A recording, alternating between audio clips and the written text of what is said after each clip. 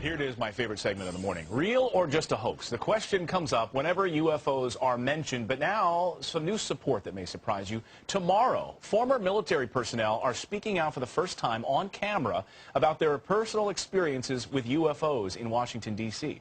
Investigative journalist Leslie Kean has been studying this for years. She's the author of the new book, UFOs, Generals, Pilots, and Government Officials Go on the Record. She's here to talk about it. Leslie, great to see you this morning. Great to see you, Clayton. So you spent 10 years working on this book. You have 5 different military generals that you've interviewed in this book. How did you manage to pull all this together? Well, I mean, as you said, I've spent a long time working on it. I've published lots of stories on it in mainstream media, and over the years I started to reach out to some of these very high-level contacts, which you said are generals and military people from around the world, government officials who have investigated this, and just made it a point to get the most official and the highest level data that I could about the subject. What I love about your book is you don't put any stories in the book that could be argued with.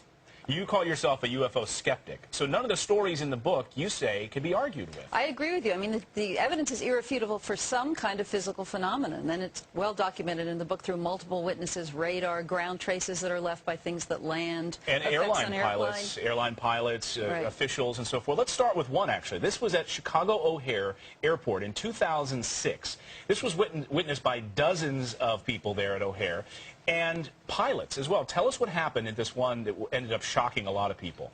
Absolutely. There was a disc that was hovering right over the United Airlines terminal. A round, metallic-looking disc that lots of people saw, as you said. It hovered there for maybe 5 minutes minimum and suddenly shot straight up through the clouds above it. There was a cloud bank above it and left this absolutely crisp hole in the clouds. People underneath could look up and see the blue through the cloud. So that's basically what happened. A lot of people saw it. None of the witnesses would go on the record because they're worried about ridicule, unfortunately. Yeah, the pilots and people were worried about losing their job as well. Some other people in Phoenix were worried about losing their jobs for going on the record about the Phoenix Lights. This is one of the most famous UFO encounters ever. And take a look at this video. Thousands of people witnessed this over Phoenix. In fact, you in the book interviewed the governor of Arizona at the time, Fife Symington, about this, right? Absolutely. Not at the time, but years later, and he is, in fact, probably one of the most famous witnesses because, as you said, he, too, was afraid of ridicule. While he was governor, he saw this object that lots of other people saw, but didn't say anything about it for 10 years.